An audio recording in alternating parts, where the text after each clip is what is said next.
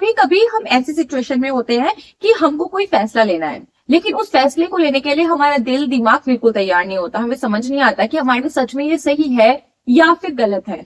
तब उस समय हमें जरूरत होती है एक ऐसे इंसान की जो हमें गाइड करे, जो हमें बताए कि क्या सही है और क्या गलत है। और हमको पूरा विश्वास भी होता है उस इंसान पर कि ये इंसान जो हमारे लिए फैसला लेगा वो बिल्कुल सही होगा और हमारे लिए अच्छा होगा। इसीलिए हम उसके फैसले को अंतिम फैसला मानकर हमेशा उसको मानने को तैयार रहते हैं। और मुझे लगता है कि हर एक इंसान की लाइफ में एक ऐसा इंसान जरूर होना चाहिए जो उसको इस तरह से गाइड कर सके, उसके सबसे मुश्किल समय में उसको रास्ता दिखा सके। अर्जुन बहुत लकी थे कि अर्जुन के पास श्री कृष्ण थे, जिन्होंने उन्हें उस समय रास्ता दिखाया जब उनका दिल दिमाग काम करना बंद कर दिया। लास्ट श्लोक में श्री कृष्ण ने अर्जुन से पूछा था कि हे अर्जुन, तुम्हें इस समय मोह किस कारणवश हो रहा है? ये मोह का टाइम नहीं है, तो तुम्हें मोह नहीं होना चाहिए। आज अर्जुन श्लोक में एक्सप्लेन कर रहे हैं कि उन्हें मोह क्यों हो रहा है। हेलो एवरीवन, आज है गीता जी के अध्ययन का डे 15 चैप्टर 2 श्लोक नंबर 4, 5, 6, 7, 8 को आज हम कवर करने वाले हैं।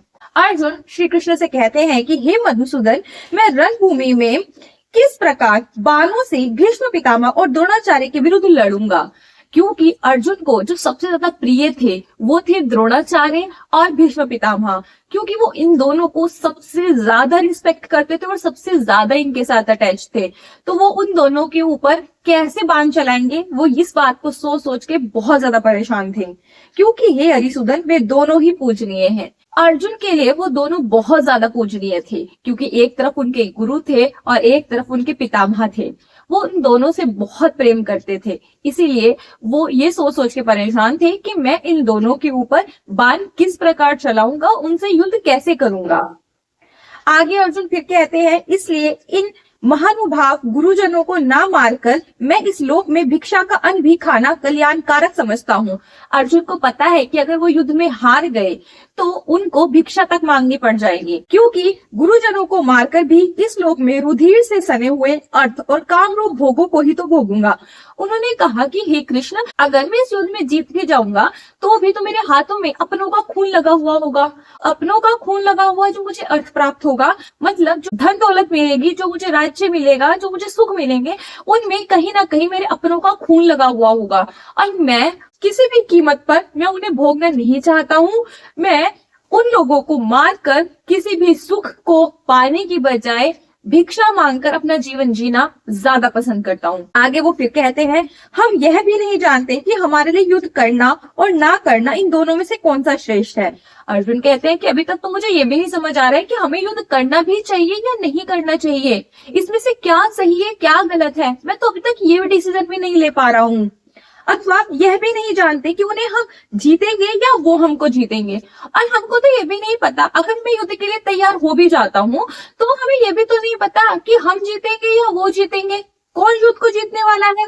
और जिनको मारकर हम जीना भी नहीं चाहते वे ही हमारे आत्मे धृतराष्ट्र के पुत्र हमारे मुकाबले में खड़े हैं।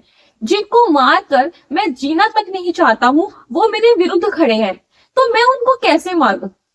एक तो मैं युद्ध के लिए तैयार नहीं हूँ, दूसरा कि मुझे उनके साथ युद्ध लड़ना पड़ेगा जो मेरे अपने हैं, जो मेरी आत्मा से जुड़े हुए हैं। मैं उनसे युद्ध किस प्रकार करूंगा।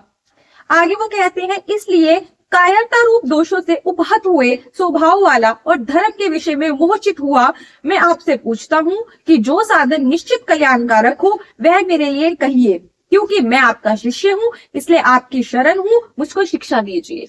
यहाँ पर अर्जुन श्री कृष्ण के चरणों में गिर गए हैं और बस वो बोल रहे हैं कि हे कृष्ण, अब मुझको सच में कुछ समझ नहीं आ रहा है कि मुझे क्या करना है क्या नहीं करना है।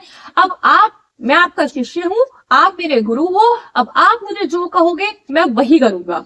क्योंकि जो चित्त है, जो मेरा मन है ना, वो मोह में बहुत ज्यादा फंस गया है। मैं धर्म के विरुद्ध आचरण कर रहा हूँ, मुझे सब पता है, लेकिन मैं कुछ भी डिसीजन नहीं ले पा रहा हूँ। इसलिए अब जो आखिरी फैसला आपका होगा वही मुझको मानने होगा।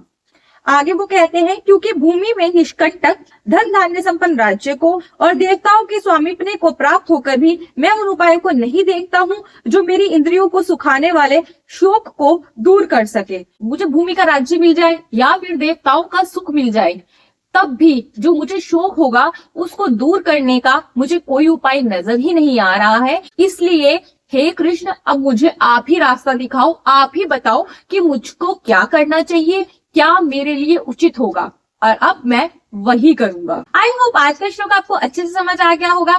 मिलते हैं नेक्स्ट श्लोक के साथ, तब तक के लिए राधे राधे।